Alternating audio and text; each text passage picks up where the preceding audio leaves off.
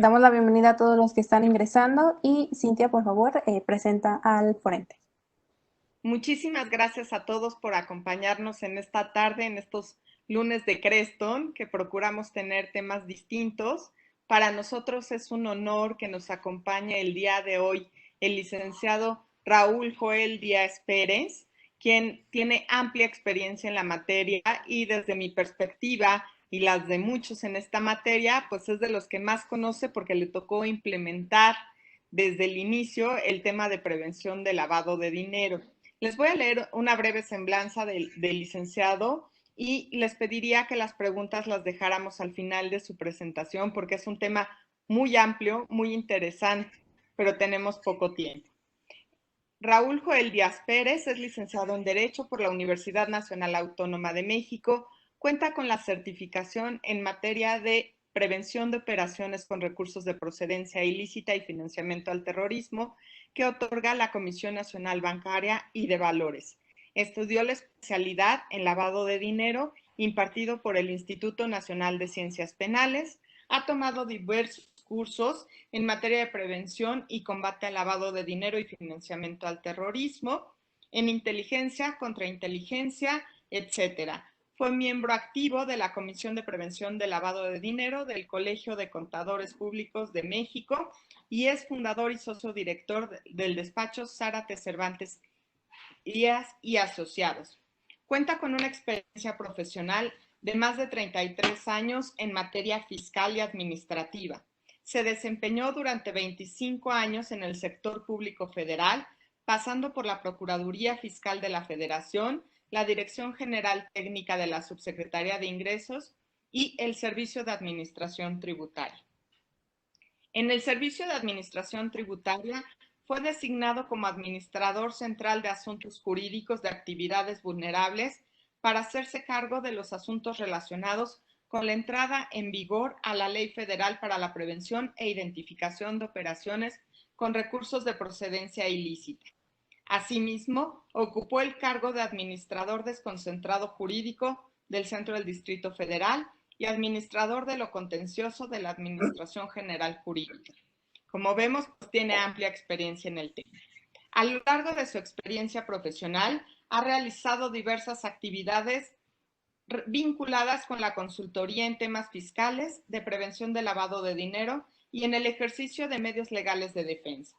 Ha participado como conferencista, panelista, tanto nacional como internacional, y ha sido ponente en distintos foros, cursos, talleres y diplomados en materia de prevención del lavado de dinero y relacionado con las actividades vulnerables, con medios de defensa y el cumplimiento de las obligaciones en esta materia.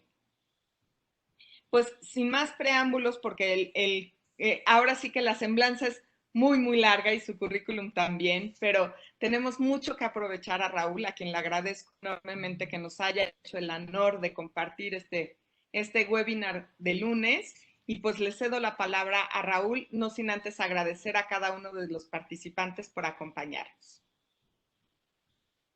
El honor es para mí, el agradecimiento es mío para Creston BSG, el haberme invitado a estas pláticas con Creston es un gran honor, además de compartir con ustedes pues la experiencia que adquirí en el servicio de administración tributaria, que fue muy importante porque fuimos ahora sí que los primeros, o fuimos la de lanza para conocer dentro del servicio de administración tributaria, junto con el equipo de colaboradores que tuve en su momento, los que iniciamos, como tú bien lo dijiste, Cintia, el tema de la prevención del lavado de dinero, el tema de la verificación de las actividades vulnerables, ¿sí? El tema de la supervisión in situ, la vigilancia extra situ, llevar el conocimiento, registro de las personas que debían de darse de alta en el portal de prevención de lavado de dinero del SAT. En 2016 eran cerca de 64,000 sujetos obligados, ¿sí? Hoy sabemos que es un poco más de 96,000 Luego les voy a dar los datos precisos de las actividades vulnerables que el SAT tiene registradas al 30 de abril del presente año. ¿Y cómo iniciamos este tema? Bueno, todos sabemos que a raíz de la evaluación mutua, ¿verdad?, que se hace para México, se vio la necesidad de que en el Servicio de Administración Tributaria pues se instaurara una serie de equipos de trabajo para llevar a cabo la tarea de la supervisión. ¿Por qué? Pues tan sencillo como que en el país existe una serie de actividades. El Grupo de Acción Financiera Internacional pues son elementales que las autoridades en sus regímenes interiores internas las tengan bajo regulación. Principalmente el del tema de los casinos, las inmobiliarias, los fideicomisos, los fedatarios públicos y, oh sorpresa, los contadores y los abogados. Gatekeepers para Grupo de Acción Financiera Internacional, ¿sí? Gatekeepers son una serie de actividades, de profesiones, de gente que sabe hacer su trabajo con excelencia. Fedatarios públicos, gente que se dedica a la comercialización de ciertos bienes. Esos ciertos bienes están determinados en el artículo 17 de la Ley Federal Antilavado. Los auditores, los profesionistas, que bien pueden ser obligados o bien contratados por el crimen organizado para ser empleados en esquemas de lavado de dinero. Estas actividades vulnerables, como las conocemos en México, Grupo de Acción Financiera Internacional, pues también las conoce como actividades y profesiones no financieras designadas.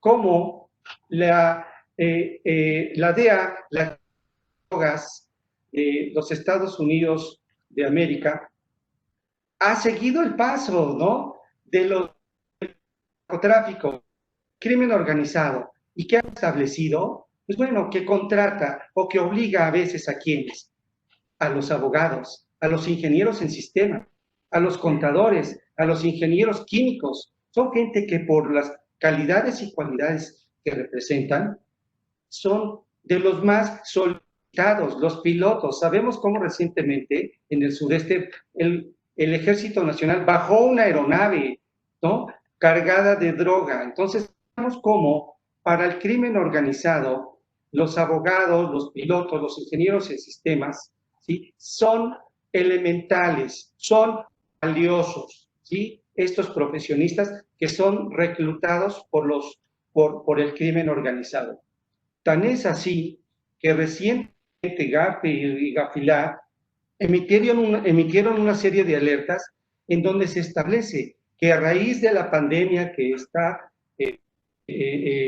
sufriendo, ahora sí que el mundo, es muy probable de los delitos en temas de fraudes financieros, en temas de estafas, en el tema de tráfico de medicamentos falsificados, ¿sí? El crimen organizado va a requerir de estos oficios valiosos.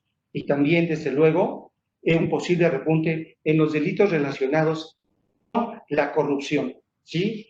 ¿Por qué? Pues tan sencillo, porque los procedimientos de adquisición de bienes, sí, a través de las instituciones, han sido flexibilizados. Gafilat, Gafi, también han anticipado, desde luego, a raíz de la falta de empleo, a raíz de la pérdida de empresas, pues que la gente tiene necesidades básicas y puede recurrir a utilizar casas de empeño, ¿sí?, que pueden ser también creadas o generadas por las organizaciones criminales y poder, de algún modo, ¿sí?, o de esa manera, blanquear sus bienes ilícitos. Entonces, veamos cómo para Gafi, a nuestro país, las autoridades supervisoras y las autoridades reguladoras, UIF, Comisión Nacional Bancaria, ¿sí? Tenemos que estar o tienen que estar alertas a estas situaciones, ¿sí? Que se va para acá atrás. Pero bien, sigamos. ¿Qué es el lavado de dinero? Bien, hay definiciones, el propio GAFI, Grupo de Acción Internacional, tiene sus definiciones, ¿sí? Y para nosotros es algo muy sencillo de entender. El delito es una actividad encaminada a darle el carácter de legítimos a los bienes productos de la comisión de delitos, ¿sí? De delitos previos, de delitos precedentes de dinero, los cuales evidentemente generan las ganancias a los perpetradores de esos delitos, sabiendo que provienen de alguna actividad ilícita. En nuestra normatividad interna, el artículo 400 bis del Código Penal Federal establece de conductas, ¿sí? Vamos a ver, parece que es un rosario, ¿verdad?, de conductas, porque fíjense que establece el artículo 400 bis del Código Penal Federal. Pondrá de 5 años de prisión, ¿sí?, al que por sí o por interpósita persona realice cualquiera de las siguientes conductas. Y vea, no es nada sencillo este tema, ¿sí?, de lavado de dinero, y menos de su persecución, de su criminalización y de su castigo. Porque hoy sabemos, por ejemplo, que en 2018 hubo apenas seis sentencias, sí, definitivas, de lavado de dinero. Hoy, en 2019, sabemos que hubo por ahí de 16 sentencias. Entonces, es muy complicado, ¿eh? No es sencillo acreditar este delito. Pero bien, entonces, en que comete el delito de lavado de dinero quien adquiere, enajene, administre, custodie, posea, cambie, convierta, deposite, retire, dé o reciba por cualquier otro motivo, invierta, traspase, transporte o transfiera. ¿Ve qué complicado? O sea, ustedes le darían ahora a su compadre su número de cuenta bancaria para que les transfiera un dinerito que dice él, que les preste su cuenta porque no tiene una en este país. Vean que es un tema bastante delicado. Entonces, para continuar, dentro del territorio nacional, de este hacia el extranjero, a la inversa, recursos, derechos o bienes de cualquier naturaleza, cuando tenga conocimiento de que proceden o representan el producto de una actividad ilícita. Cuando tenga conocimiento, sí, viviendas, como se maneja en otros países, quiero que se lo graben desde este momento, cuando tenga conocimiento. Porque vamos a ver más adelante, y nos va a dar tiempo para ver cuáles son las principales reformas que se prevén para esta ley. Por eso quiero que recuerden esto cuando tenga conocimiento. ¿Sí? Y también comete este delito el que oculte, encubra, pretenda ocultar o encubrir la naturaleza, origen, ubicación, destino, movimiento, propiedad o titularidad de recursos, derechos o bienes, cuando tenga conocimiento de que procedan o representan el producto de una actividad ilícita.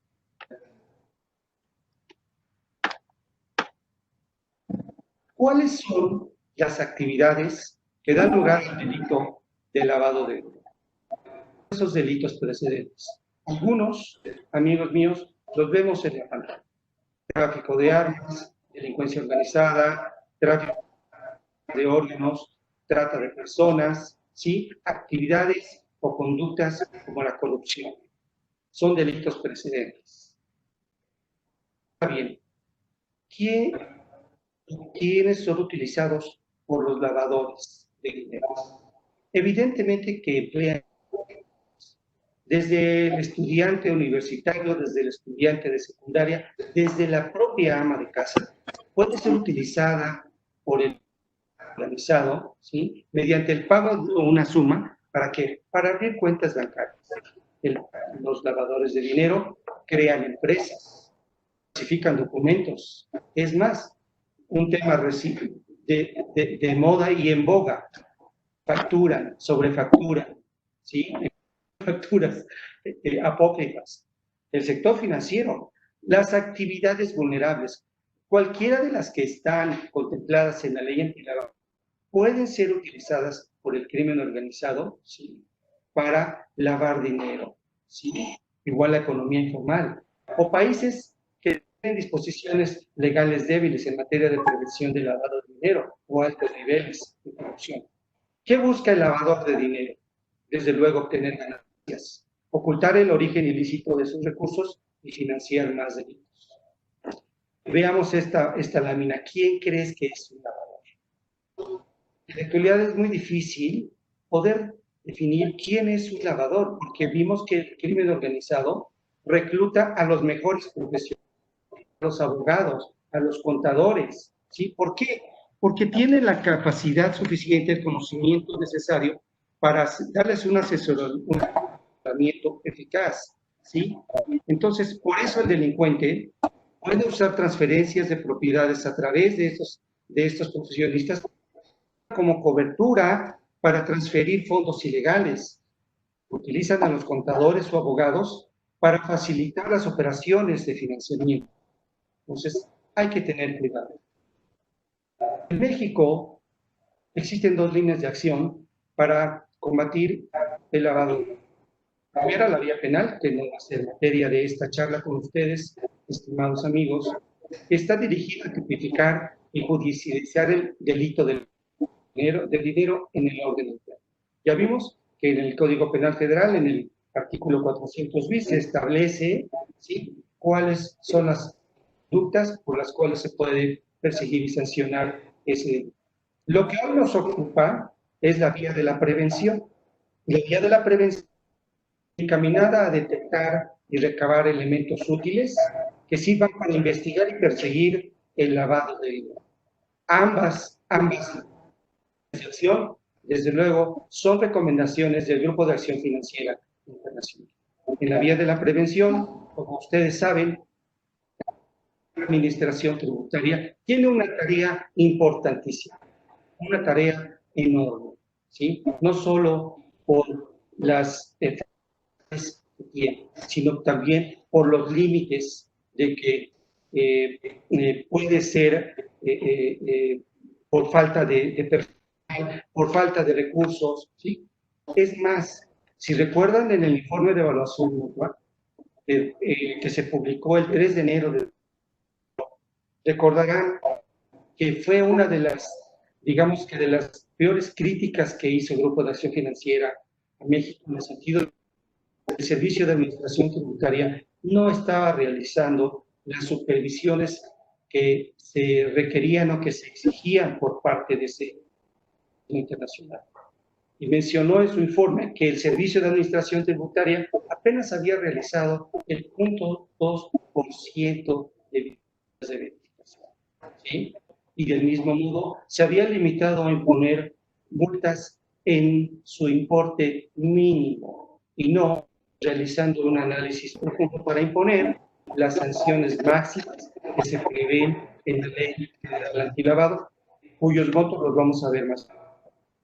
Entonces, ELSA tiene una tarea importantísima, porque recepciona, ¿sí?, los envíos de aquellos sujetos que ya se han integrado en actividades criminales, realiza la supervisión y trasito en el domicilio del que realiza la actividad criminal, en el domicilio que yo como particular que realizo una actividad vulnerable, registré de mutuo propio en el portal antilavado. Y la cereza del pastel, el SAC va a imponer las sanciones que se establecen en la Ley Federal Antilavado. Esta Ley Federal Antilavado se publica el 17 en el Diario Oficial de la Federación, el 17 de octubre de 2012. Pero hasta el 17 de julio de 2013, es decir, 9 meses después. Y tiene el objeto combatir el lavado de dinero y proteger el sistema y la economía nacional como bien jurídico tutelar. Proteger la economía nacional y el sistema financiero. ¿A través de qué ejes? Del establecimiento de medidas y procedimientos para prevenir actos de operaciones que involucren recursos de procedencia ilícita, y de otro eje importantísimo también, restricciones de uso de efectivo, tanto para el que va a adquirir, ¿sí?, como para que va a recibir ese dinero. Y, por último, a través de otro eje importantísimo, a través de una coordinación interinstitucional, que también fue materia de observación por parte de Gafi en el informe de evaluación mutua, en la medida en que se señaló que no había una coordinación debida, ni siquiera entre el SAT con la UIF o en ese momento con la PGR, o que la UIF no diseminaba de manera adecuada, ¿sí?, la inteligencia a la Procuraduría General de la Nación. Desde luego, las autoridades han ido aprendiendo, ¿sí?, sobre estos temas. No fue nada sencillo. Y hoy no sigue siendo un tema tan sencillo para ellos, por la sencilla razón de que seguimos careciendo de recursos, máxime ahora por la situación por la que está pasando el país. O algunos de ustedes saben si ya hubo citas de verificación en un porcentaje importante. No lo sabemos, ¿sí? El año pasado, el 3 de octubre de 2019, se emitió por parte del Servicio de Administración Tributaria una serie de cartas de invitación que se dirigieron a contadores, a inmobiliarias, a arrendadores, ¿sí?, utilizando las actividades que se registraron en el Registro Federal de Contribuyentes para tratar de obtener información e invitar con ello a quienes tenían actividades en el RFC, ¿sí?, y encuadrarlas como actividad vulnerable, a fin de que, pues sí, la verdad, se le una especie de aviso: oye, te tengo bajo la lupa, si eres actividad vulnerable, registra, ¿no? Aclárame tu situación. Y así ocurrió en muchos de los casos. Desde el reglamento de la ley antilavado, en el artículo 4, ya cuáles son esas actividades, esas facultades, mejor dicho, esas atribuciones, ¿sí? Y no es sino hasta el reglamento interior del Servicio de Administración Tributaria, en el cual me voy a detener solamente en dos de las administraciones que tienen atribuciones en materia de prevención e identificación de operaciones con recursos de procedencia. Una, la Administración General de Servicios al Contribuyente, que en su fracción cuarta tiene como facultad la de integrar y mantener actualizado personas que realicen actividades vulnerables.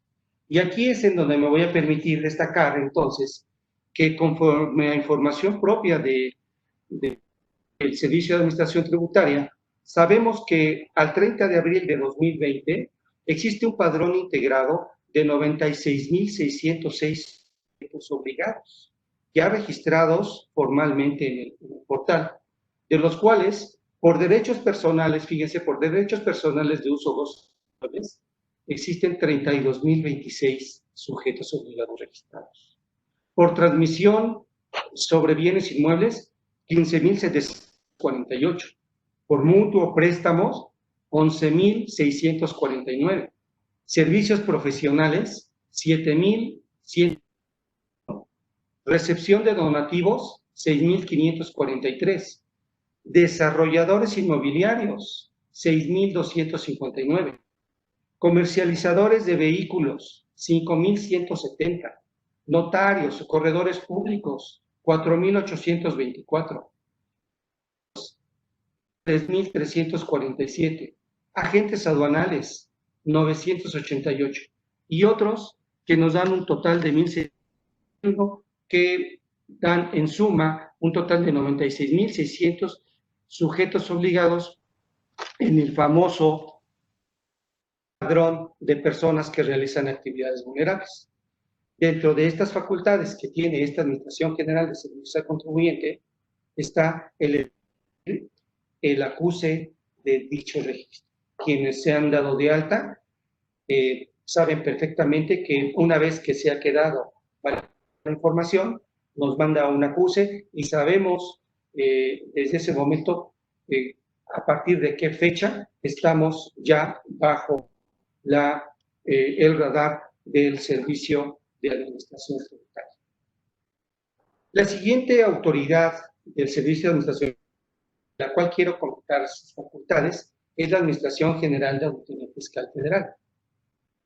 A esta autoridad se le elaborar el programa anual de visitas de verificación y emitir los requerimientos de información y documentación a los sujetos obligados.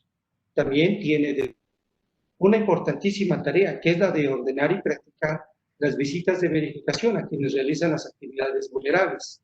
Pero de aquí quiero destacar una labor importante que aplica para los verificadores.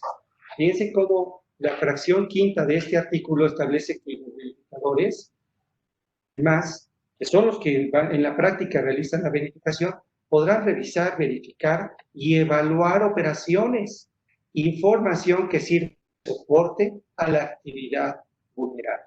Esto es importante que se le dimensione, ¿sí? Porque revisar, verificar y evaluar. Veamos, ¿sí? El cúmulo de facultades que tiene esta autoridad. Y desde luego, pues tiene entre las atribuciones el requerir también, ¿sí? Informes, documentos, e inclusive voy a darles al rato una lista, ¿sí? De lo que esta autoridad nos requerir con motivo de una visita de verificación. Más adelante vamos a ver también que puede dejar sin efecto las órdenes de verificación si es que dentro del ejercicio previo para la emisión de una resolución, ¿sí? Antes de terminar con un procedimiento de verificación, se encuentra alguna ilegalidad que pudiera provocar en el recurso de revisión o en el juicio de nulidad, ¿verdad? Una decisión que no les favorezca. Decía que puede también, conforme la fracción octava de este artículo, el requerir ya no solamente de la del sujeto obligado, que tengan sus expedientes, sino las de otras personas, ¿sí? O fuentes para el ejercicio de sus atribuciones, contenida en la fracción octava. Y vienen otras importantísimas. Dar a conocer a quien realicen las actividades vulnerables los hechos u omisiones que les sean imputadas.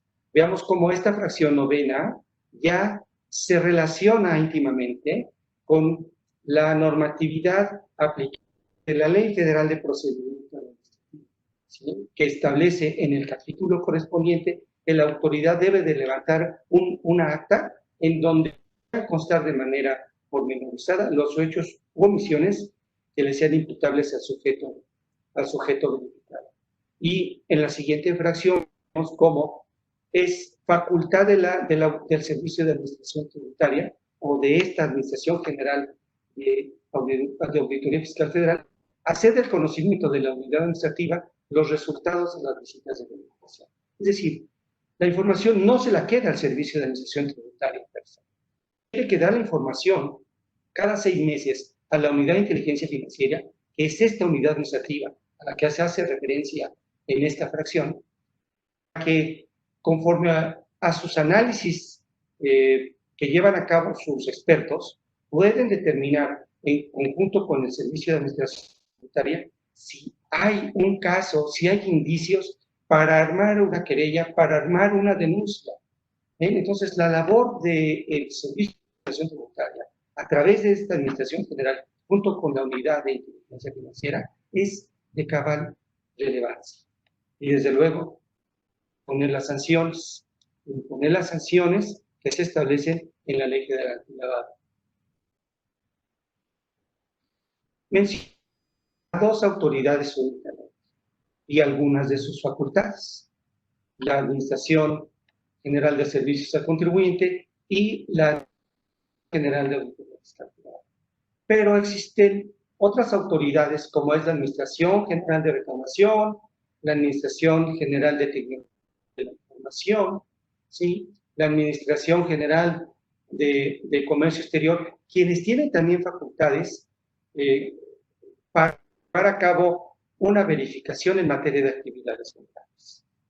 Decía hace unos momentos que en el informe de evaluación mutua se establece en el servicio de administración tributaria hay una serie de autoridades a nivel interno que al menos de reunir en una sola unidad administrativa todo ese cúmulo de facultades, todo ese cúmulo de atribuciones que tienen todas estas administraciones generales. Derivado de ello, derivado de esa recomendación, es que el 30 de abril de 2018, el jefe del Servicio de Administración Tributaria emite el acuerdo mediante el cual se delegan diversas atribuciones al Administrador General de Auditorías Federales y al Administrador Central de Asuntos Jurídicos y Actividades Vulnerables del Servicio de Administración Tributaria para llevar a cabo todas estas facultades. Hablé hace un momento, de las famosas cartas de invitación de octubre del 2019. ¿Quién emitió, quién firmó, qué autoridad ordenó la emisión o el dictado de esas cartas de invitación? Pues fue nada menos que el Administrador Central de Asuntos Jurídicos y Actividades Vulnerables, que a raíz de la emisión de este acuerdo delegatorio es que se arrogó esas atribuciones y nos notificó mal hecho, pero en ejercicio de atribuciones a través del buzón tributario notificó las famosas cartas de invitación. Pasamos ahora ya a un tema que ustedes ya conocen, que es ¿qué se entiende por actividad vulnerable? La ley no nos da una definición, sino nos da un listado de actividades. ¿Sí? Juegos, concursos, emisión de cheques de viajero, comercialización de vehículos nuevos o usados, desarrollo, intermediación y transmisión de bienes inmuebles, recepción de donativos, arrendamiento de inmuebles. ¿Sí? Estas son las actividades vulnerables que ven en pantalla, que el Servicio de Administración Tributaria, ahora a través de la Administración Central de Asuntos Jurídicos de Actividades Vulnerables, está llevando las verificaciones, las supervisiones, ya decíamos, a través de 2 vías: la visita intra situ en el domicilio del particular o el requerimiento, es decir, la vigilancia extra situ. Es importantísimo para nosotros ver si realizo o no una actividad vulnerable y en virtud de ello es obligado a darme de alta como sujeto obligado ante el portal de prevención de lavado del Servicio de Administración Tributaria. Si no reúno las cualidades para ser actividad vulnerable, conforme a los propios de identificación que se señalan en la Ley Federal Antilavado, entonces no estaría obligado. Pero si a un umbral de los que vamos a ver en un momento, tendría necesariamente que inscribirme en el RFC. ¿Sí? La información para el alta se contiene en los anexos que acompañan a las reglas de carácter general. Y vemos cómo para persona física pues se requiere mi nombre, mi fecha de nacimiento, mi nacionalidad, ¿sí? Mis datos de contacto, cuál es la actividad vulnerable que realizo, datos de domicilio en el territorio nacional, ¿sí? Que debemos de dejar asentados en el portal de prevención de lavado.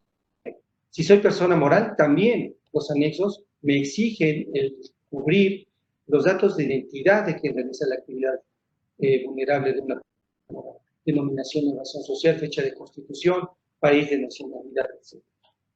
Para las empresas, para las personas morales.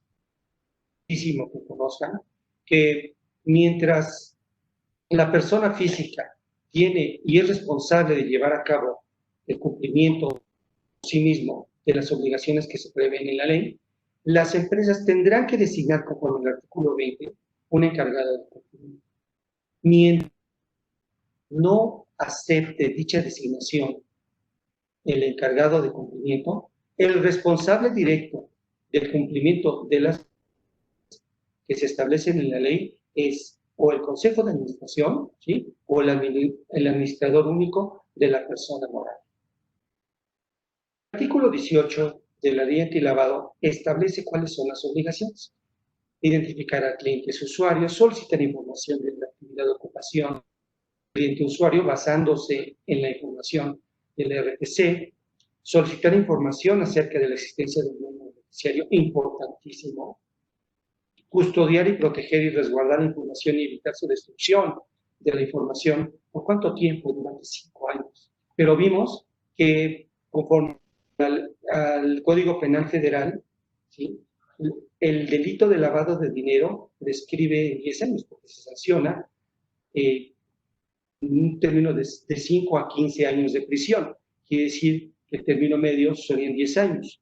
Aquí convendría analizar, o más bien yo recomendaría que la información que tengamos, sí, que custodiar y que proteger de los actos o operaciones realizados con mis clientes usuarios, los resguarde durante 10 años y no durante 5. También brindar facilidades para las visitas de verificación y presentar avisos. Es decir, identificar. Quiere decir armar un expediente, solicitar documentos vigentes, ¿sí?, con una antigüedad no mayor a 2 años, solicitar comprobantes de domicilio, ¿sí?, no mayores a una antigüedad de 3 meses, ¿sí? Si la identificación está a nombre del cliente, si coincide el domicilio con la que se asienta en la identificación del cliente o del usuario, entonces el comprobante de domicilio ya no sería necesario, ¿sí? Armar el expediente quiere decir que este contenga toda la documentación soporte, la factura, el voucher, el estado de cuenta bancario, si revisé o no la lista negra de mi cliente, si está o no en una lista negra, ¿sí? En esta lámina vemos cuáles son, conforme los anexos 3, 4, 5 y 6, son 9 anexos. ¿Cuál sería la información que tengo que llenar, ¿sí?, que tengo que cubrir para estar blindado ante una supervisión del SAT? ¿Y cuál es la documentación que tendría que pedirle a mi cliente usuario? El artículo 18 ya vimos que me establece como sujeto obligado una serie de obligaciones, pero para el cliente también el artículo 21 de la ley le exige, ¿sí?, de manera determinante que a mí, sujeto obligado, que realiza la actividad vulnerable, la información y documentación que la ley me obliga a mí a declarar. O sea, el cliente está obligado a proporcionarme la información. No es que no quiera, ¿sí?, es que nos lo tiene que proporcionar. Claro, de una manera diplomática, estableciendo protocolos para pedirles a nuestros clientes cómo solicitarles esa información. ¿Cómo lo vamos a hacer? Pues a través de nuestro manual de PLD. Ahí se va a definir cómo vamos a ejercer ese control de nuestros clientes usuarios. ¿Cómo le vamos a pedir esa información? ¿Cómo voy a preguntarle acerca de si conoce el beneficiario final? La ventaja que hoy tenemos acerca de este concepto de beneficiario final es que la fracción tercera del artículo 18 dispone que solamente le voy a preguntar a mi cliente si conoce o no al beneficiario final. Y si en una autodeclaración de mi cliente me dice que no lo conoce, yo le doy por válida esa afirmación, esa declaración, y con eso estaría cumpliendo con la ley. Vienen reformas que van a obligar a investigar.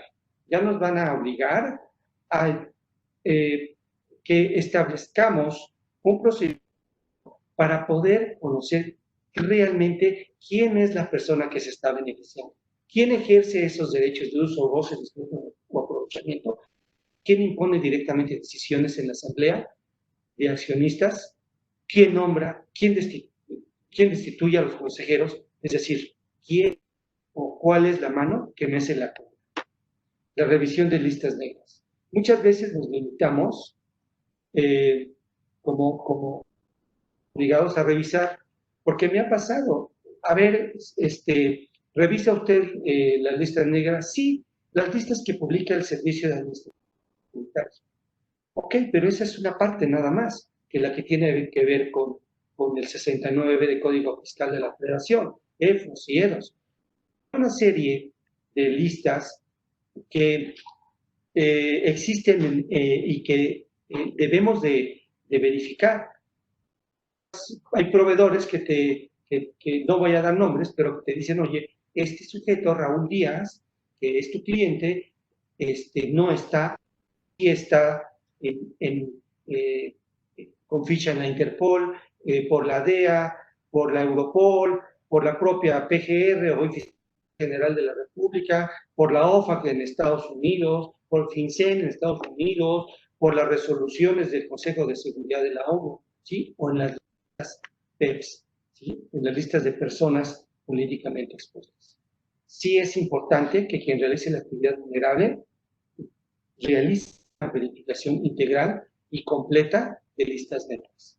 Los avisos, pues ya vimos o sabemos que hay avisos normales que se presentan a más tardar el día 17 del mes siguiente en que se llevó a cabo la operación, los avisos de 24 horas, ¿sí? Que fueron establecidos para que quien lleva a cabo una acto operación y cuenta con información basada en indicios o hechos que le indican que los recursos pudieran proceder de actividades ilícitas, lo reporte y tiene 24 horas para hacerlo. De otro modo, estaría cometiendo una falta grave cuya sanción es delicada. Los informes en ceros, si no llevé a cabo operaciones en el mes, ¿sí? Entonces, tengo que informar a la autoridad, ¿sí? La unidad de inteligencia financiera, vía servicio de administración tributaria, que no llevé a cabo operaciones. Puedo modificar mis avisos, oye, me equivoqué, ¿sí? No vendí el coche en 60,000 pesos, eran 600,000 pesos, entonces puedo modificar los avisos modificatorios, pero fíjense bien, solamente tengo 30 días para cabo esa modificación, ¿sí? Y los avisos por acumulación. Oye, que al primer mes no se dio el supuesto para la presentación de aviso, bueno, pues el segundo mes la suma de la cantidad llega al nivel del umbral para presentar aviso, y entonces ya estaría presentando no un aviso normal, sino un aviso por acumulación por valor de la operación. Cada una de las actividades vulnerables que se asignan en la ley antilavado establece una serie de indicadores de alertas. Los empleados, ¿sí? En este caso, estamos viendo el indicador de alertas para la comercialización de vehículos. Nuestros empleados, ¿sí? Son nuestros mejores porteros. Son quienes nos pueden evitar un dolor de cabeza a futuro, o también son los que nos pueden llevar al fondo, ¿sí? de negocio. Quienes están en la primera línea de defensa, es decir, nuestros vendedores, tienen que tener esto como, aprendérselo como un Padre Nuestro, como un Ave María. Tienen que tener en mente estas situaciones, ¿sí? Estas alertas. Rapidísimo. ¿Qué debe contener? Ya vimos el anexo, en donde a través de las preguntas que le hago a mi cliente usuario, voy a saber si es un PEP, si conoce o no a final, su domicilio, su dato de contacto, ¿sí? Su RFC, su CURP, etc. La constancia de revisión de listas negras, los de los avisos. Ténganlos presentes en sus expedientes o en una carpeta por separado, pero que estén ahora sí que a disposición de la autoridad de la UIF o del SAT cuando nos lo requieran. Los umbrales de identificación de aviso que ya vimos. Hablamos de que tenemos que estar seguros si procede o no darme de alta en el portal. Veamos, por ejemplo, en el tema de comercialización de vehículos, si yo tengo un negocio en donde comercializo vehículos usados, cuyo valor no llega ni siquiera al valor de 278,884.80 pesos. Eso significa que no soy actividad vulnerable. Solamente en un valor igual o superior, tendría la obligación de darme de alta como actividad vulnerable. Y si los vehículos que vendo superan el umbral de 557,769.60 pesos, entonces estaría obligado a presentar avisos. Estos también tiene que ser del conocimiento total. Va a presentar los avisos, ¿sí? Del órgano directivo también, de los gerentes, de los directores empresas. ¿Qué pasaría si llega al Servicio de Administración Tributaria y me dice, oye, tú estás vendiendo vehículos en cantidad de 557,000 pesos, 557,760 pesos, me debiste de haber presentado un anuncio? Por el momento, el umbral me dice otra cosa. ¿Ven por qué es importante conocer esto? Porque un medio de defensa, ¿sí?, sea el recurso de revisión o juicio de nulidad, me va a permitir esgrimir ante la autoridad o ante un órgano jurisdiccional un argumento tendiente a desvirtuar las observaciones que me hizo la autoridad y por las cuales basó su imposición de multas. Vamos a los servicios profesionales independientes. ¿Qué quiere decir eso?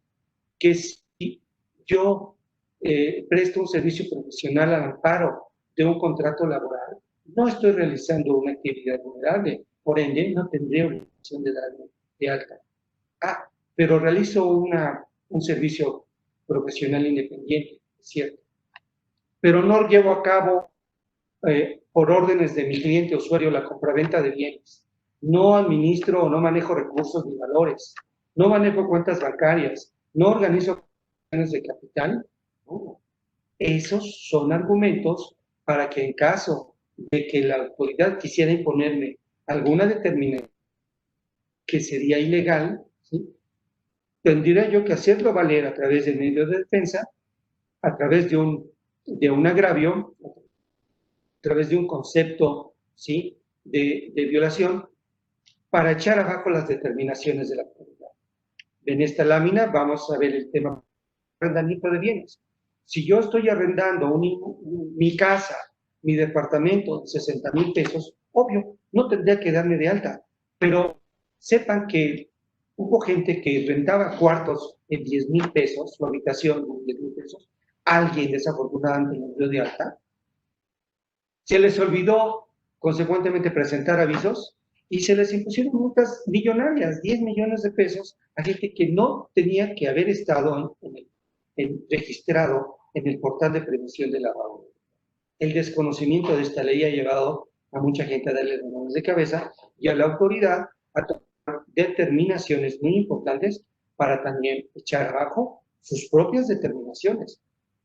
Estos ejemplos, con las respuestas que ha dado la Unidad de Inteligencia Financiera a ciertas preguntas de los particulares, en el tema de que, por ejemplo, en el primer caso, oye, ¿quién se entenderá que realice una actividad vulnerable respecto de actos o operaciones llevadas a cabo por abogados asociados a personas morales?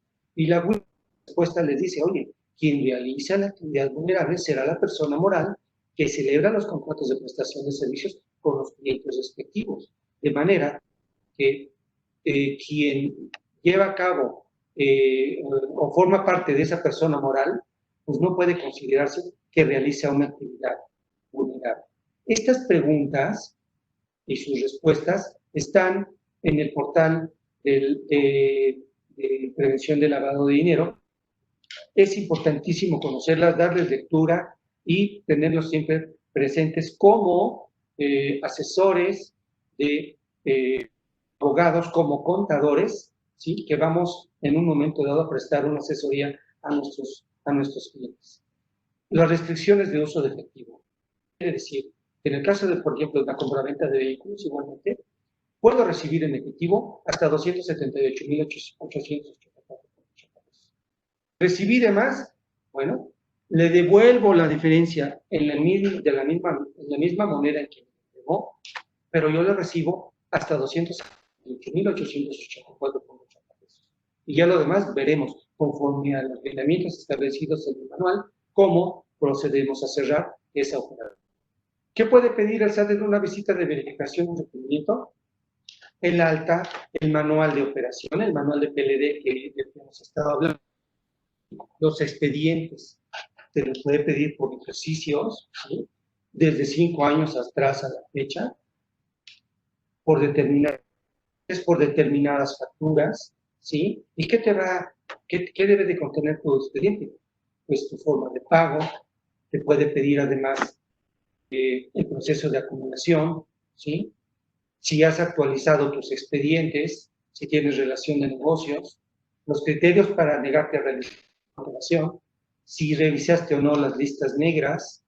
Entonces, veamos que es un tema bastante, que lleva bastante tiempo para poder entender esta situación. Por eso la capacitación es bien importante, ¿sí? Hoy por hoy, la ley federal antilavado obliga únicamente a las entidades colegiadas a dar capacitación anual a sus directivos, a su encargado de cumplimiento, al personal que está directamente relacionado con las personas.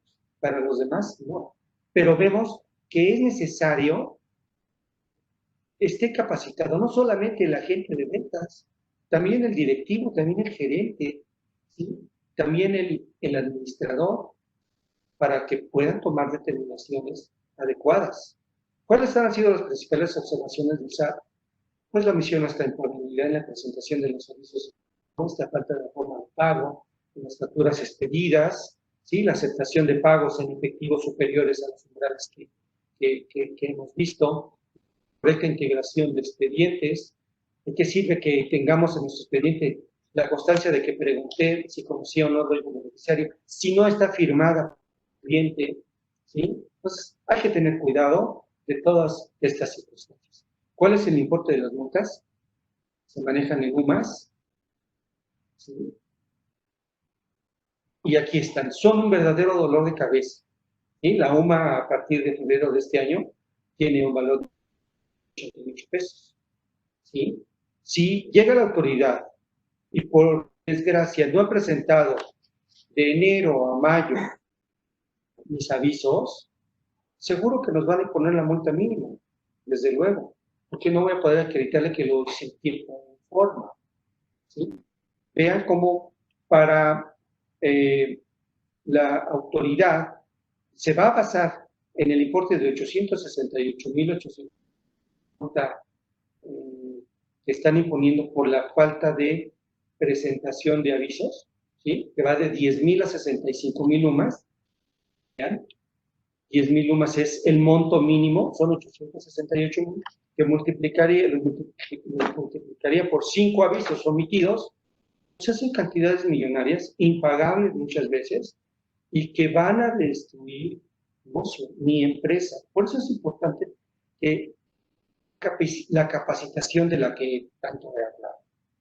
En el tema de penalizaciones, basta señalar nada más que el artículo 62 establece pena de 2 a 8 años a quien proporcione de manera dolosa, es decir, a quién va dirigida esta pena, a los clientes, es decir, a quien de manera dolosa proporcione a quienes deban presentar avisos, información, documentación, datos o imágenes que sean falsos. Y la fracción segunda corresponde a mí si soy encargado de cumplimiento y quiero cubrirme por algún error, alguna falta.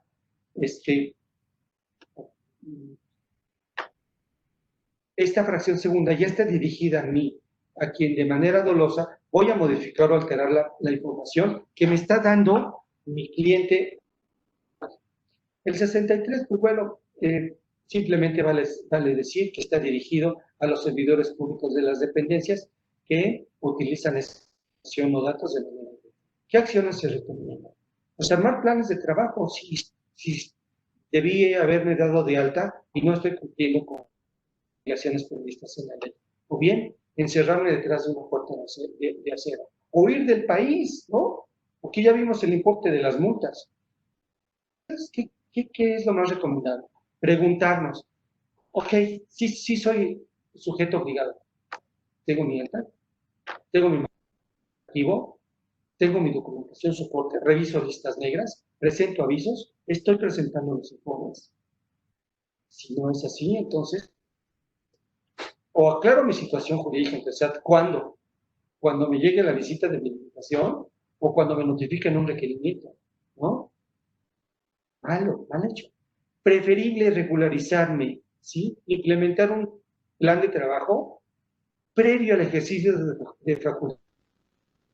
Es decir, actuar de manera espontánea, ¿sí?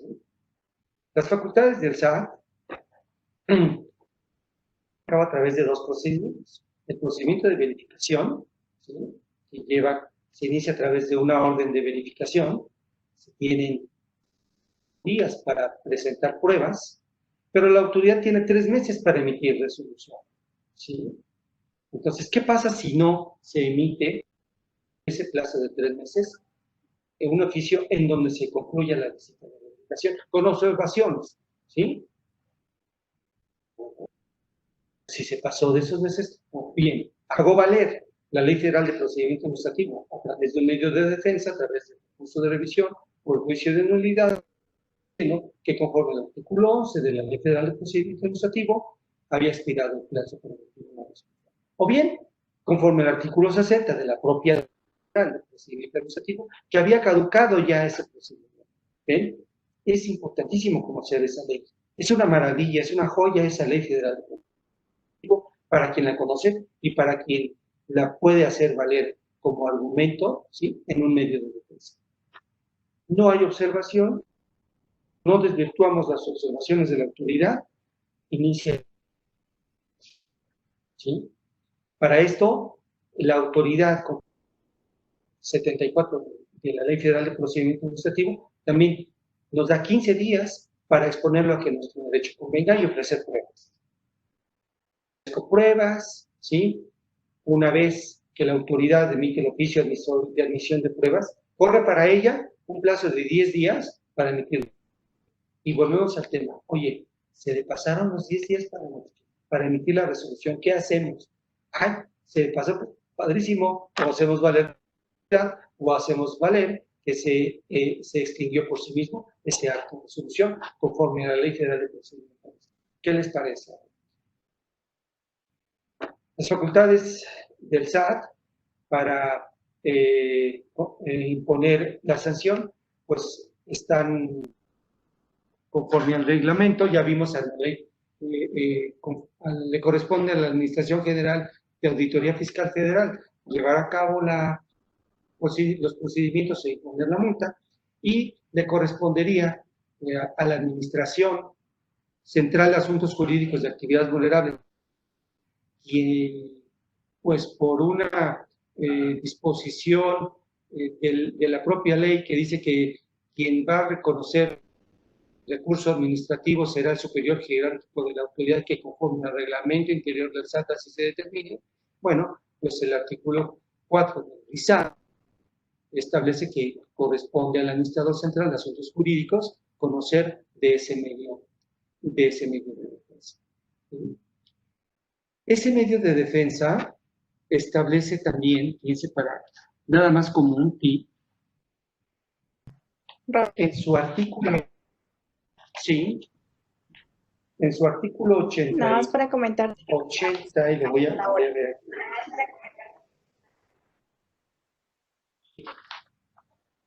Fíjense, esto es bien importante que lo conozcan. El artículo 95 de la Ley Federal de Procedimiento dice lo siguiente: la autoridad podrá dejar sin efectos un requerimiento o una sanción de oficio o a petición de parte interesada, se trate de un error manifiesto o el particular demuestre que ya había dado cumplimiento con anterioridad. Díganme si este precepto es importantísimo, ¿sí?, y viene a dar un argumento valiosísimo de espontaneidad en el cumplimiento de mis obligaciones. Oye, ¿me quieres imponer una multa? Fíjate que conforme al procedimiento que tú te riges, ¿sí?, y al recurso de revisión contemplado en la Ley Federal de Procedimiento Administrativo, que es de aplicación supletoria del procedimiento, yo me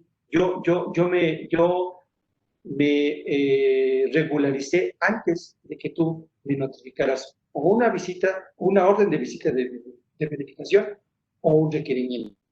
¿Ven cómo es importante el conocimiento de las obligaciones? Sí, pero también de la ley, de la propia ley. Fíjense que la pauta para poder elevar argumentos tendientes a desvirtuar las actuaciones de la autoridad, y el siguiente medio de juicio lo podemos hacer a través del juicio tradicional, es decir, en papel.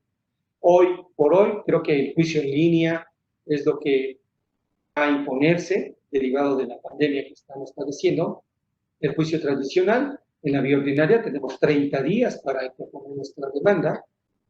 En la vía sumaria.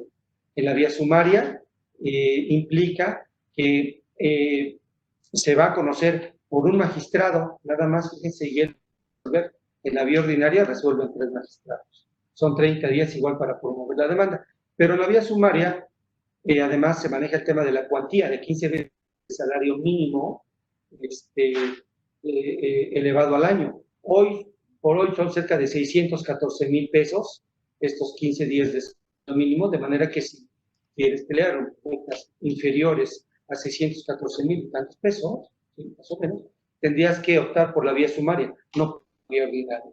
De ser así, el magistrado que conoce del asunto, pues, lo remitiría al magistrado competente para conocer el asunto en la vía sumaria. Lo mismo si hacemos en el juicio libre. Rapidísimo, el tema de las reformas a la ley. Señores, vamos a tener que establecer en nuestro manual un proceso de identificación de que cómo conocer el perfil de riesgo individual de ese. Viene como reforma para la ley. Tenemos que implementar sistemas de información, ¿sí? Sistemas automatizados que me permitan identificar el perfil de riesgo transaccional del cliente, darle seguimiento si se trata no de una persona políticamente expuesta. También enfatizar en la consulta de los listados de las personas políticamente expuestas. Viene ya ahora sí obligatorio capacitar por lo menos una vez al año a los directivos, funcionarios y empleados. Viene también ya como propuesta de reforma llevar a cabo auditorías internas o externas para vigilar el cumplimiento de la ley. Viene el establecimiento de las WIPs estatales. Se establecen medidas precautorias, suspender de manera temporal la realización de nuestra actividad vulnerable si es que la autoridad identifica un riesgo en esta operación. Y aquí era donde quería llegar. El rato que les dije, en 5 minutos terminamos, que tuviéramos en memoria esta parte de las avientas. Tenga conocimiento de que proceden o representan el producto de una actividad. Eso se establece hoy en el Código Penal Federal. Pero la reforma fíjense lo que establece, que se da a imponer de 12 años, de 4 a 12 años de prisión y multa a quien realice cualquiera de las señaladas en las fracciones 1 y 2 del 400 bis, teniendo a quien permite, fíjense, a quien permita. ¿A quién va dirigido esto? Pues al encargado de mantenimiento, a los funcionarios, al administrador único. Entonces, cuidado con esta reforma, ¿sí? Nos puse en rojo porque me dijeron, oiga, licenciado, ¿esas reformas son carniceras? Pues sí, sí son carniceras, porque ¿qué les parece esta otra reforma que está propuesta para el antilavado?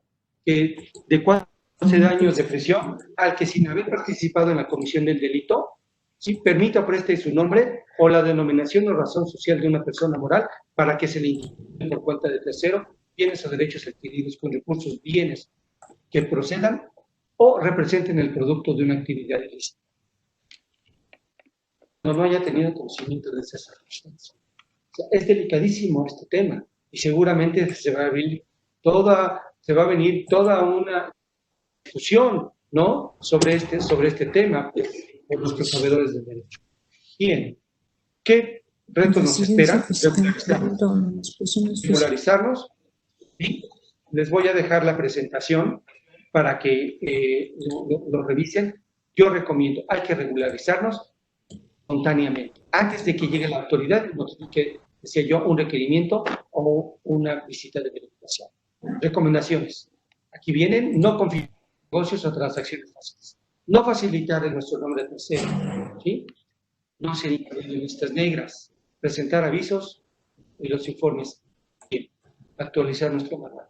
Vean nuestras recomendaciones, las recomendaciones de CRESTON, ¿sí? El SAT pues cuenta con atribuciones para realizar la verificación en el tiempo claro, dentro de la temporalidad que la ley le exige, que son 5 años, ¿sí? Pero es indispensable conocer nuestra situación jurídica, es indispensable que cumplamos con nuestras obligaciones y también saber que de legalidades manifiestas los medios de defensa nos protege. Creo que hemos llegado al final de nuestra plática de lunes. No me queda más que darles las gracias por estar presentes en esta plática. Y desde luego, desearles una excelente noche, que la fuerza y Creston nos acompañen en este tema de las actividades federales. Muchas gracias y quedo atento a sus preguntas. Muchísimas gracias, Raúl. Le pediría, por favor, a los participantes, alguien por ahí abrió su micrófono, si quieren participar, que nos puedan escribir en el chat. Raúl, te agradecemos muy claro y muy puntual todas las observaciones que nos hiciste. Yo creo que vale mucho la pena porque a veces hay clientes que piensan que el tema de prevención de lavado de dinero es un gasto y no una inversión. Y no alcanzan a dimensionar que, como tú bien estableciste, las sanciones se convierten en millonarias, que después, para inclusive irnos a algún medio de defensa, estos se tienen que garantizar y hay ocasiones en que las propias personas físicas o morales ni siquiera han tenido la cantidad de dinero suficiente para garantizar el crédito, porque como bien lo estableciste, va por cada elemento la sanción.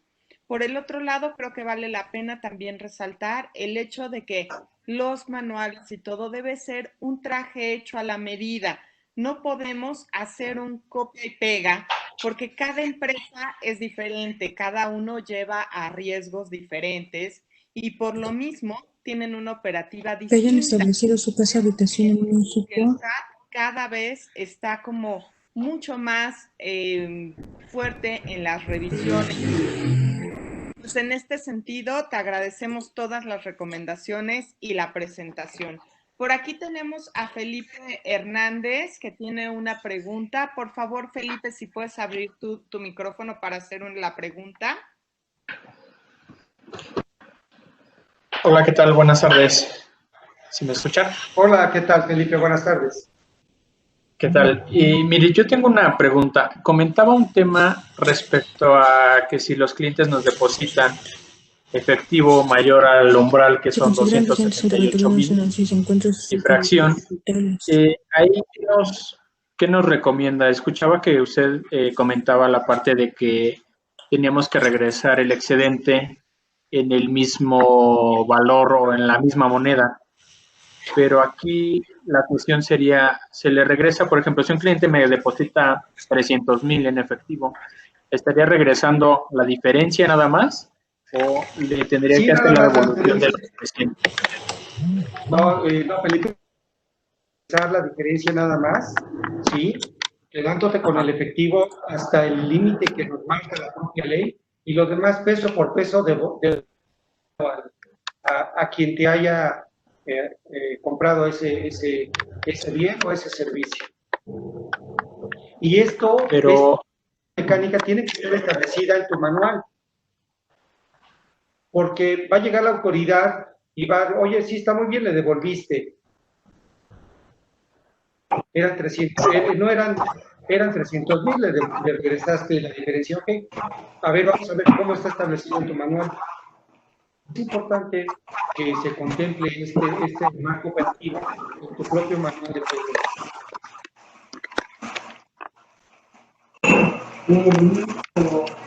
Ya, por favor, que solo dejemos abierto el micrófono de la persona que quiera hacer la pregunta. Grupo OHL, ¿nos podría hacer favor de cerrar su micrófono, por favor? Y Berenice también nos podría hacer favor de cerrar su micrófono, por favor. Pasaríamos, perdóname Raúl, te interrumpí, pero se oía muchísima la interferencia. Gracias. Listo, creo que ya lo logramos. No sé si quedó satisfecho con la respuesta nuestro amigo Felipe.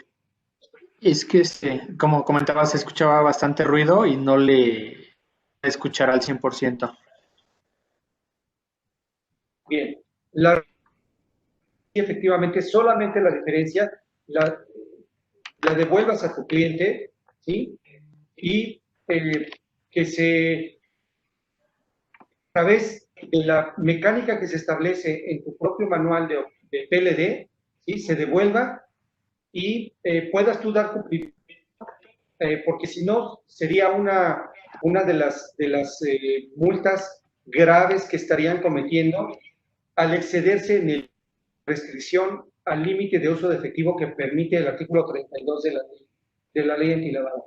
Es una multa mayor, hay que cuidarnos, sí hay que comunicarse con ese cliente, indicarle cuáles son las circunstancias y las situaciones especiales del caso y ser claros en que se le va a devolver peso por peso la cantidad o la diferencia que cubrió en efectivo, demás, y pues ya ahora sí que lo cubra esa diferencia mediante otro medio, mediante otro instrumento de pago, que no sea el efectivo.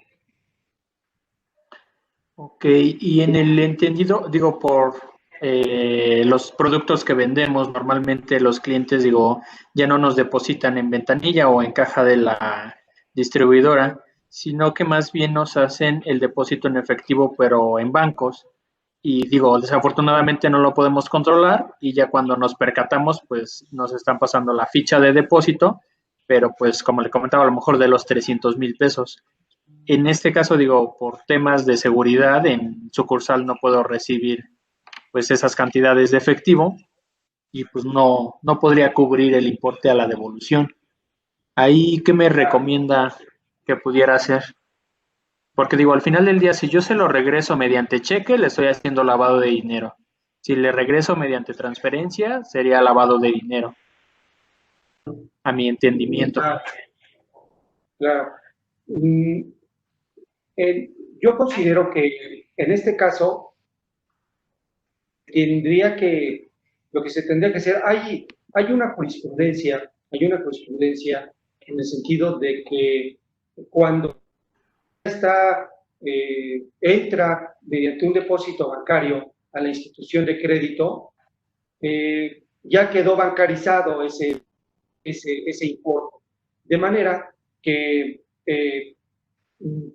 a manera de solución y que debería de estar como parte importante de tu manual, podrías hacer uso de esa jurisprudencia, ¿sí? En Creston te podemos asesorar, te podemos ayudar para hacerte llegar el procedimiento a seguir, o bien buscarla en el portal de la Corte o del Tribunal Federal de Justicia Administrativa, es del Tribunal Federal de Justicia Administrativa, en donde se determina que esos importes que se depositan en las instituciones financieras pues ya fueron bancarizados y en esa medida el que realiza la actividad vulnerable pues queda de algún modo protegido porque no estuvo a su alcance llevar a cabo ese control.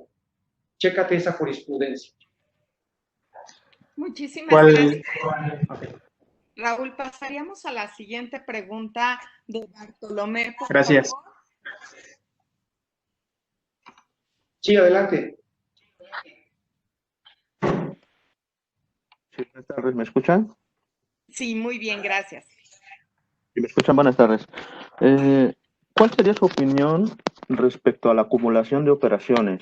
Tengo entendido que el artículo 7 del reglamento habla que si no se rebasa el umbral en una operación, sino se pueden acumular en un periodo de 6 meses. En este caso, tengo que esperar los 6 meses que corran, por ejemplo, hablándole de enero a junio por manejar un periodo y presentar en junio el aviso, o si tengo otra en febrero, acumulo la de enero y la de febrero y entonces presento mi aviso en febrero. ¿Cuál sería su opinión en este caso? Sí, primero estar atentos a si efectivamente se trata de por acumulación, si se dan los supuestos para que puedas tú presentar ese aviso. Si recuerden que hay el portal de prevención de lavado, hay a las respuestas a las preguntas frecuentes, una muy interesante en el sentido de que el procedimiento de acumulación únicamente va a operar para el caso en que la operación rebase los umbrales. Si no llegaste al umbral de identificación, estimado amigo, entonces no tienes por qué llevar a cabo ningún proceso de acumulación. Ahora, ya llegaste al umbral de identificación, pero no llegas al umbral de aviso en el primer mes. Vamos a hablar de qué te parece, del de arrendamiento, que son 278,000 pesos también. No, 138,000 pesos, perdón. Vamos a cerrarlo en esa cantidad. Llega en el mes de enero de este año y la decisión establece que en un plazo de hasta 6 meses. ¿Estamos de acuerdo? Llega en el mes de enero, tu renta es de 100 pesos, es decir, rebasó el umbral de identificación y en automático entra al procedimiento de acumulación. Pero en el mes de enero no te pagan 140,000 pesos, te dan 60,000 pesos. En el mes de febrero te llega, oiga, yo no pude completar para la renta, le doy 50,000 pesos. Suman 110,000 pesos en el mes de febrero. Todavía no llega al umbral de 138,000 para presentar avisos. En el mes de marzo, ahora sí, le voy a completar la renta ahora sí que de enero, ¿no? Y te da 40,000 pesos. Estarías presentando al tercer mes y no tendrías que esperarte hasta el sexto mes tu aviso por acumulación. ¿De acuerdo? ¿Quedó Okay. claro el ejemplo? Sí, no tienes bueno, que esperarte hasta los 6. Si el importe llega al umbral del aviso en el tercer mes, estarías presentando, ¿sí? En el mes de abril, por ejemplo, el aviso por acumulación de enero, febrero. No tendrías que esperarte hasta los 6 meses, sino cuando ya en el mes o en la fecha en que vas a el supuesto para la presentación de un aviso, cuando llegó o rebasó el umbral de aviso. Muchísimas gracias, Raúl. Tenemos 2 preguntas más, una de Manuel Vázquez y Manuel, si nos puedes ayudar con tu pregunta, por favor. Sí, claro que sí, muchas gracias. Además de felicitarlos por la organización de esta plática, que la verdad estuvo muy, muy ilustrativa, muy clara y fácil de entender. La duda es si la prestación de servicios, como vienen los supuestos de la ley respecto a la administración de recursos o incluso, bueno, temas de personal como outsourcing, insourcing, etcétera, cuando forma parte de un mismo grupo empresarial, esa administración y no hacia terceros, ¿se considera una actividad vulnerable? Ok. Si efectivamente reúnes para ser grupo empresarial conforme a la definición que da la propia ley o la antilavado, entonces no serías una actividad vulnerable. Si se trata efectivamente de un grupo empresarial, acuérdate que de la definición que da la ley de grupo empresarial es para aquellas de empresas que se organizan de manera que hay una compra y abajo hay otro grupo de empresas, pero que van a sostener, digamos, que es esta, y estas van a obligadamente a resolver o a realizar la operación de lo que la que está arriba ordena. Ahí sí hay un grupo empresarial, ¿sí? Y en esta medida, entonces, como grupo empresarial, no es vulnerable. Muchas gracias, muy clara la respuesta. Chécate, por favor, el artículo de las reglas de carácter general, en donde se define esta situación. Inclusive, fíjate que a las preguntas que formularon los sujetos obligados en el portal de PLD, viene con toda claridad ese supuesto. Muchas gracias, Raúl. La última pregunta que tenemos, no tengo el nombre del participante, nada más está identificado como CJL16. Por favor, si gusta hacer su pregunta y si no, la leo por aquí.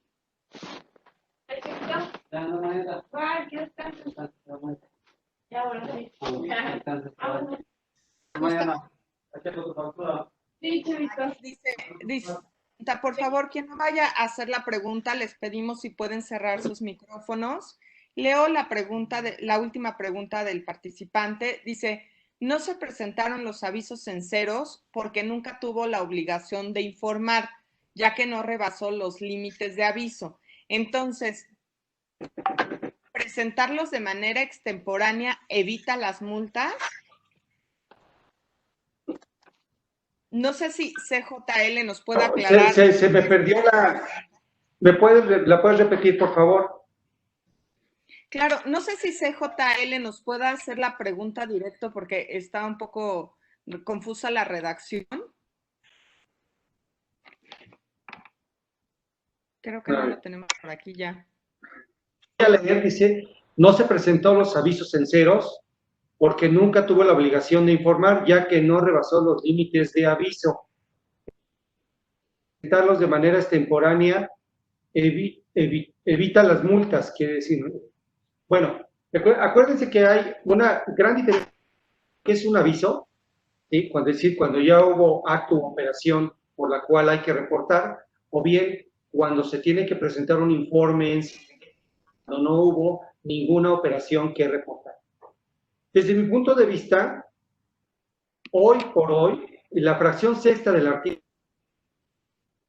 sanciona la omisión en la presentación de avisos, que no informes, ¿sí? Y eso está discutible en tribunales, porque hay una reforma, ¿sí? A la ley antilavado, que ya habla de que también es multable la presentación de los informes. Entonces veamos cómo sí puede ser defendible esta situación. Entonces, la espontaneidad, ¿sí? Tanto para la presentación extemporánea, ¿sí? Perdón, para la omisión en la presentación de los avisos, pero si yo lo hago de forma espontánea, podría yo sostener una defensa adecuada en un tribunal de que esa corrección la hice de manera anticipada. Leí una parte del artículo 95, me parece, de la Ley Federal de Procedimiento Administrativo, que establece de manera determinante que la autoridad, fíjense, de oficio incluso podrá dejar sin efectos una sanción o un requerimiento cuando el particular le demuestre que esa sanción es por error o bien que ya había dado cumplimiento con anterioridad. Dime, esta parte de la ley es valiosísima para hacerla valer en un concepto de impugnación cuando la autoridad, llámese SAT o llámese administración desconcentrada de Auditoría Fiscal Federal, nos quiera imponer una multa por la presentación extemporánea o por la omisión en la presentación de los avisos. Muchas gracias, Raúl. Creo que ya están por aquí. Fanny, te cedo el micrófono. Gracias, Raúl. Gracias, Cintia. Por el momento, si alguno necesita de una pregunta puntual, en el chat voy a poner el correo en el que pueden mandar sus preguntas y con mucho gusto la pasamos con Raúl para que podamos darles respuesta. Si no hay otro comentario por el momento, agradecemos su asistencia a este evento, esperándolos también para el próximo lunes de Plática con Creston, igualmente a las 6 de la tarde, y les estaremos enviando la información a sus correos.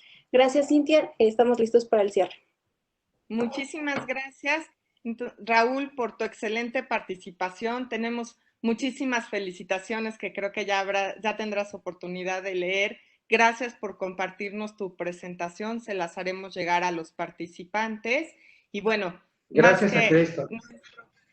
Nuestro profundo agradecimiento a todos los que se conectaron el día de hoy y que siguieron conectados, aunque nos pasamos un poquito de la hora, pero la verdad es que es un tema que por más que queremos apurarnos, podríamos durar aquí muchas horas. Gracias a todos. Sí, es un tema que apasiona,